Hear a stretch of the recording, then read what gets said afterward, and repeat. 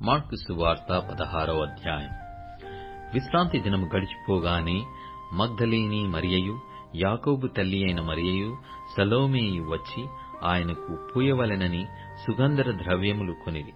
వారు ఆదివారమున పెందలకడ లేచి బయలుదేరి సూర్యోదయమైనప్పుడు సమాధి యొద్దకు వచ్చుచుండగా, సమాధి ద్వారము నుండి మన కొరకు ఆ రాయి ఎవడు పొరలించునని ఒకరితో ఒకరు చెప్పుకొనుచుండిరి.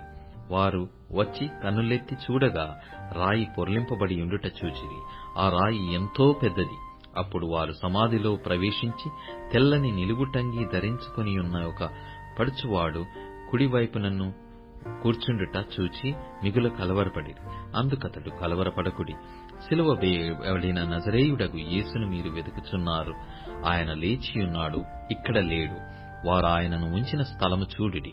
మీరు వెళ్లి ఆయన మీకంటే ముందుగా గలిలయలోనికి వెళ్ళుచున్నాడనియూ, ఆయన మీతో చెప్పినట్టు అక్కడ మీరు ఆయనను చూతురనియూ ఆయన శిష్యులతోనూ పేతురుతోనూ చెప్పుడనెను. వారు బయటకు వచ్చి విస్మయమొంది వణుకుచు సమాధి యొద్ద నుండి పారిపోయిరి. వారు భయపడినందున ఎవనితో ఏమీ చెప్పలేదు.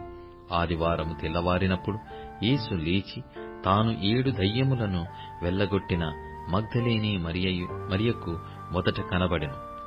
ఆయనతో ఉండిన వారు దుఃఖపడి ఏడ్చుచుండగా ఆమె వెళ్లి ఆ సంగతి వారికి తెలియజేసెను. గాని ఆయన బ్రతికియున్నాడనియూ ఆమెకు కనబడెననియూ వారు విని నమ్మకపోయిరి.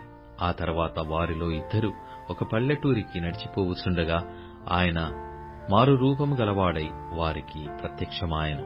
వారు వెళ్లి తక్కిన వారికి ఆ సంగతి తెలియజేసిరి గాని వారు వీరి మాటనైనను నమ్మకపోయిరి. పిమ్మట 11 మంది శిష్యులు భోజనమునకు కూర్చున్నప్పుడు ఆయన వారికి ప్రత్యక్షమై తాను లేచిన తర్వాత తన్ను చూచిన వారి మాట నమ్మనందున వారి అపనమ్మిక నిమిత్తమును హృదయ కాఠిన్యము నిమిత్తమును వారిని గద్దించెను. మరియు మీరు సర్వలోకమునకు వెళ్లి సర్వ సృష్టికి సువార్తను ప్రకటించుడి. నమ్మి బాప్తిస్మం పొందినవాడు రక్షింపబడును, నమ్మని వానికి శిక్ష విధింపబడును.